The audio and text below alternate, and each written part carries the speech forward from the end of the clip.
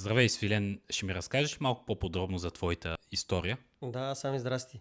Ами, в края на 2024 година един ден се събудих с остри болки в кръста, почти не можех да се изправя и едвам се докопах до поликлиниката в квартала, в която живея, при един невролог. Там имах преглед. Каза, че е доста сериозно положението и изписа ми кортикостероиди на инжекции, както и витамин Б. След което ме насочи за консулт към неврохирург, защото каза, че това е нещо, което е супер драматично и трябва да се консултирам вече с някой хирург и към операция. От нас са проблема за дискова херния, тип екструзия, която продължава долу-горе от година и половина, може би малко по-малко. Ти като цяло отиде ли при неврохирург?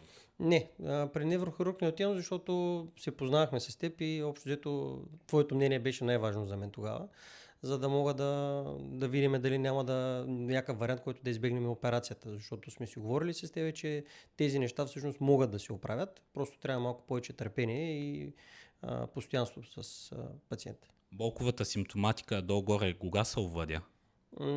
Може би на третия, четвъртия ден вече почти нямах болка там, като след тогава, като се видяхме, имаше един масаж, който трае някъде около 30-40 минути и след това, което ти ми каза, беше да се прибера пеша вкъщи, едно така доста сериозно разстояние, може би 5-6 км вървях пеша и още на следващия ден имаше подобрение и да кажем след 3-4 дни вече нещата бяха доста по-добре, можех вече да се изправям, да си вървя и оттам нататък продължихме лечението с теб. Как започнахме с тебе?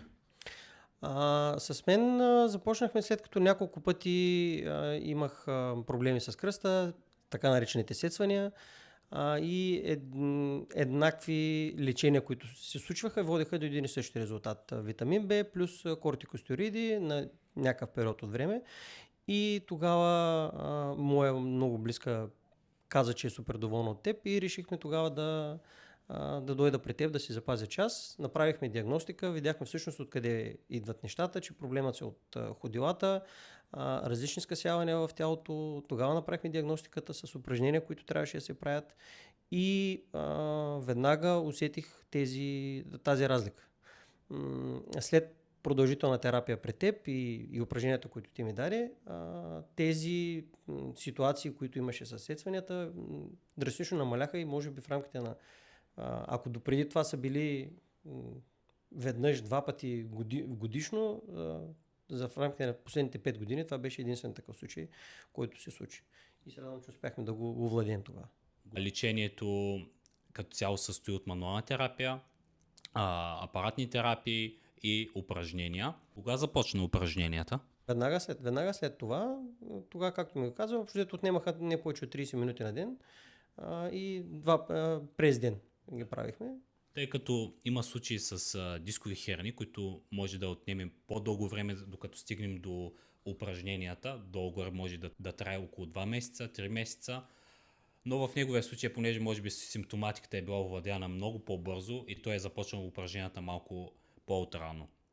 Да. Какво съветваш останалите хора с дискови херни? Ами в момента, в който усетят някакъв дискомфорт в областта на кръста, който продължава дълъг период от време или има такива сетвания, да потърсят специалист, физиотерапевт, кинезиотерапевт при теб. Аз силно препоръчвам да дойдат при теб, защото правиш нещата, поне според мен, по правилния начин, който да помага и с грижа към самия клиент. Така че това е първото нещо, което според мен трябва да се насочи клиента да направи, когато има такива болки, защото не е винаги само кръста проблема.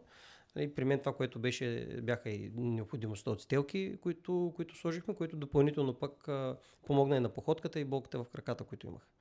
С Свилен все още ще продължаваме малко, тъй като може би около 85% е редуцирана дисковата херния, но тъй като още има какво да се прави, може би ще продължим още около една година до пълно редуциране. В момента Свилен няма болка, но все пак има данни все още за наличие на дискова патология, но разбира се, резултатите са доста благоприятни. Благодаря ти за доверието, Свилен. И аз ти благодаря много за цялостното отношение.